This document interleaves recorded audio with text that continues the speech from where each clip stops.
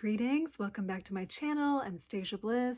We are here talking about Kundalini and Kundalini awakenings, life force management, all this kind of stuff. So I'm glad you're here. If you haven't subscribed, please do push the subscribe button. If you like this video, please like it, share it. I think this information is so important in the day and age we're living at. We are basically living in the midst of the most widespread worldwide Kundalini awakening that this world has ever seen, initiated largely by the events of 2020, when we all got a different vantage point and perspective on reality, which is a keynote marker in the awakening process. When Kundalini Shakti begins this process of clearing out our psychological centers located along the spine in the chakras, giving us an opportunity to revisit all the ways in which we look at things, how we perceive things, what we're running off of, what is the programming or the patterning. These are stored in these subtle centers known as chakras, or wheels or vortexes situated along the endocrine glands. Today I want to talk to you a little bit about personal empowerment in dealing with the failing systems of this reality. So I'm excited to get into this topic today. I'm doing this video a little later today because I spent about 5 hours with my son at the hospital. Everything's fine, but he is currently working through type 1 diabetic symptoms that have been his life for about 7 years. This is something we're working on many levels, but there's some interesting things around Kundalini work that I want to bring up when you are dealing with what the medical system looks at as an incurable, or something that they don't have a remedy for, let's say. And it doesn't seem to be a remedy in reality, though there are lots of things out there that claim to support and assist in these types of situations, especially type 2 diabetic. There are many dietary considerations and herbal remedies and so forth.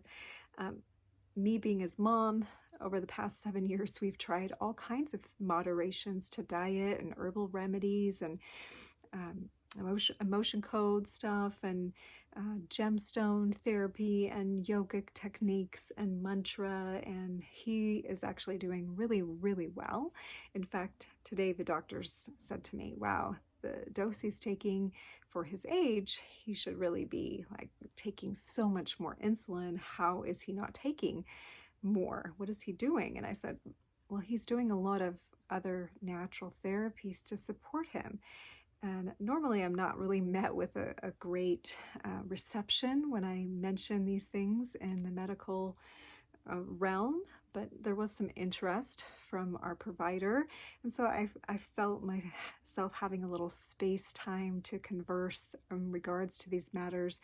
And so I just wanted to sort of speak into that a little bit, because there is a paradigm that is set up already. And I do want to say first that I do honor the medical industry for all of the emergency care and the life-saving care that is offered there. And my son would not be alive were it not for this industry. However, there is a lot of unknowns, and there is a lot of things that aren't looked at, such as the psychological issues, things that are stored in the psychic centers in regards to the issues that we're facing.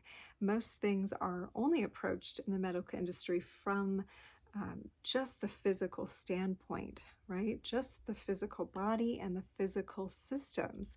Where when we bring in some of these other philosophies of understanding, spiritual traditions of the East and all these different mystical traditions, in fact, all the mystical traditions speak about Kundalini in one form or another.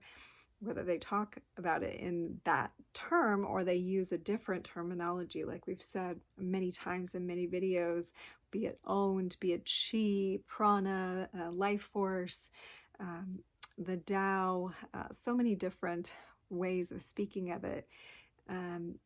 anyway, when we bring in these other perspectives, then we have to look at that there's more going on than what's happening just on the physical level.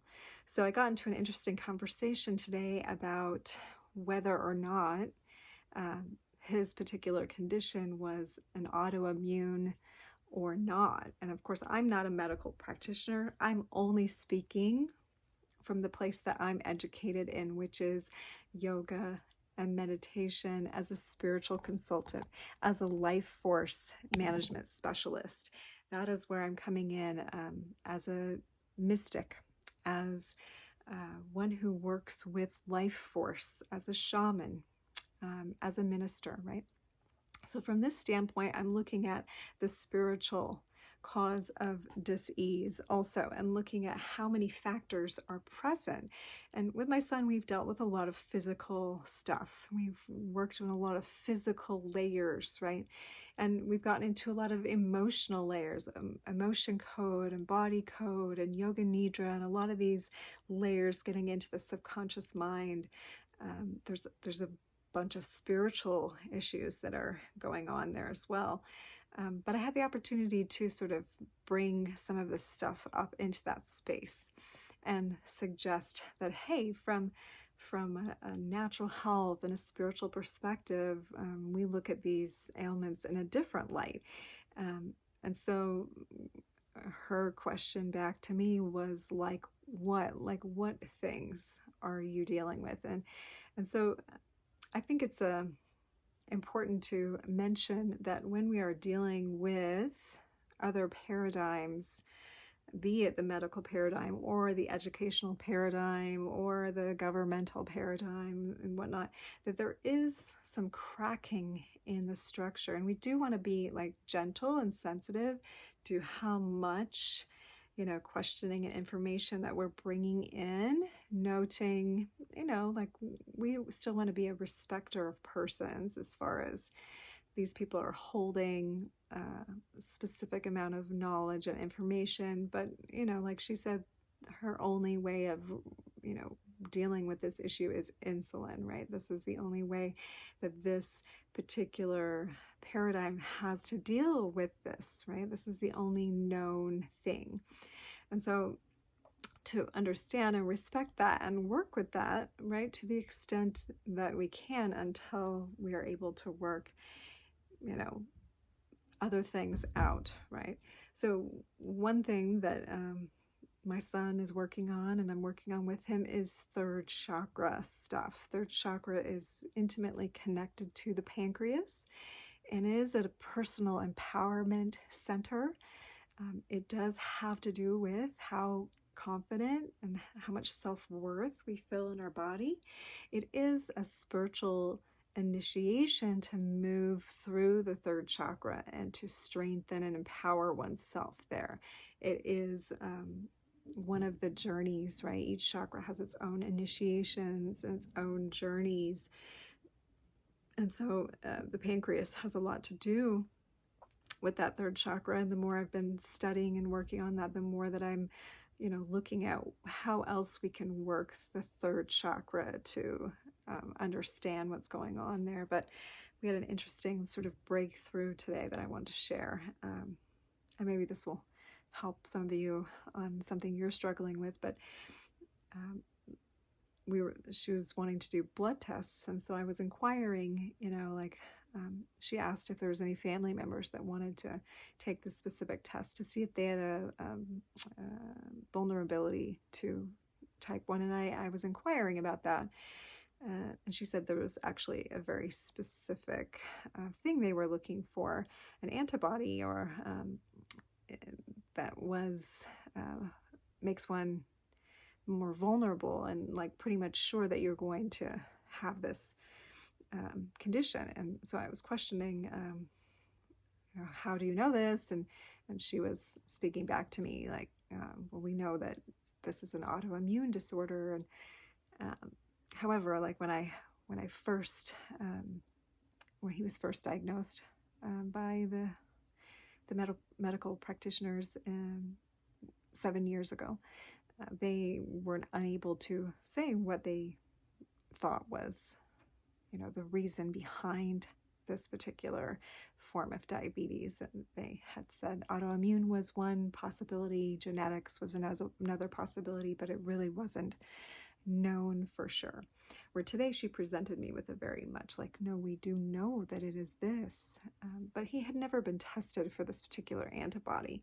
And so we went ahead and ordered the tests for that to see, because I actually had always felt that it wasn't an autoimmune disorder for him. That's just been my personal like feeling. I'm not qualified to diagnose him medically. That's not what I'm saying, but just as a mother and just as a practitioner, I've not felt that that was what was going on. And if it was, I said to her, in the medical field, she reiterated insulin was the only way they knew how to combat this autoimmune for this condition.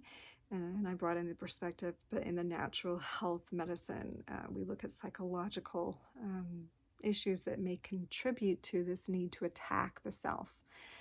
And that, self-worth can be part of that. This is, if it is autoimmune, this is an attacking of the self on the self-worth issue. Anyway, so she was very like curious and interested in what that might mean. But I want to point out that even though she has all this training, the medical profession has all this training, it is a limited training. It is training only for the sector of medicine and what is taught in that sector. It does not reach into the spiritual. It does not reach into the psychological. It does not reach into the emotional. And any of these things are not addressed. So if we can take with a grain of salt and utilize the physical support for what it is, but remember that there's so many layers of a person. And Kundalini awakening teaches us to penetrate into the other layers. I know I'm telling like a whole long story about this, but to be able to penetrate into the layers of the self allows us to access more of our self-healing potentiality. And in her question, like he's taking a dose, he's 16, almost 17. She said he's taking something that more like a 7-year-old would be taking. She'd expect him to be dosing way higher for his age.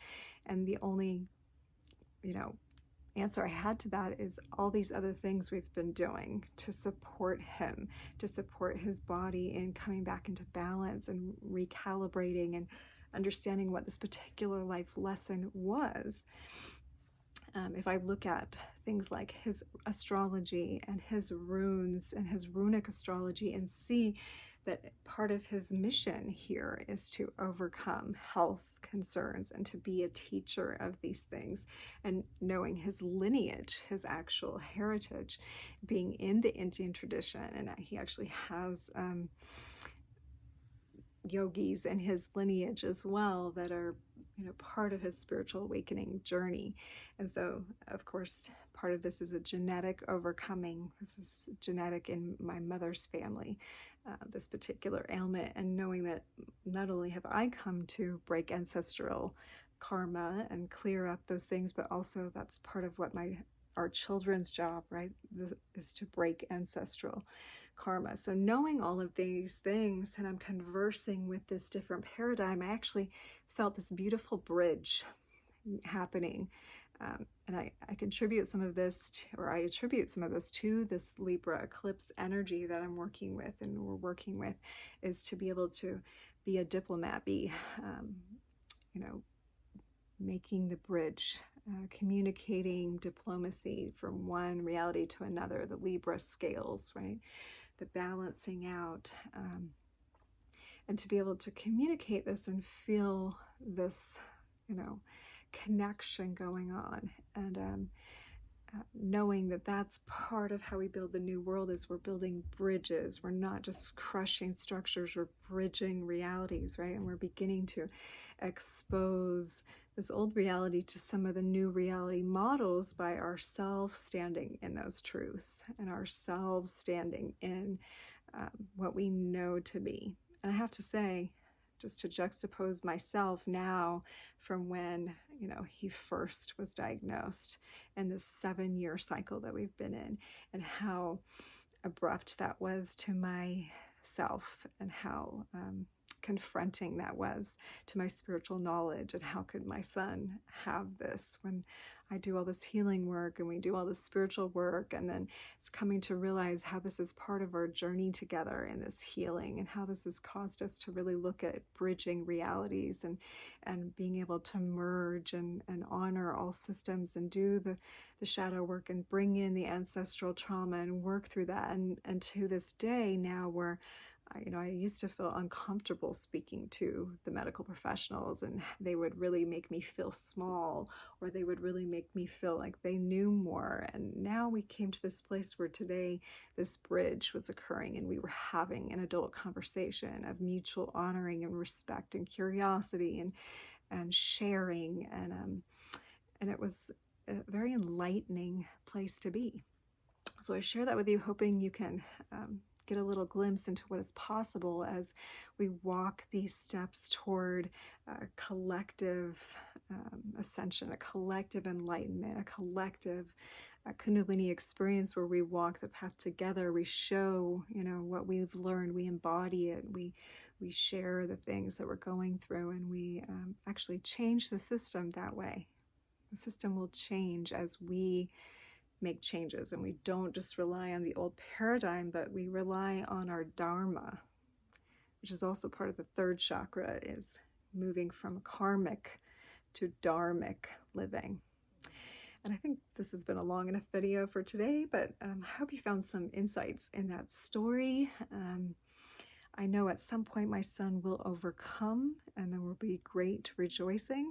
At this time, I'm completely honoring his journey with this and the beauty that I see he's handling it, how much it has brought him courage and bravery and strength, and even a great sense of humor as he deals with this. And I learn to trust him with his body and learn to turn over,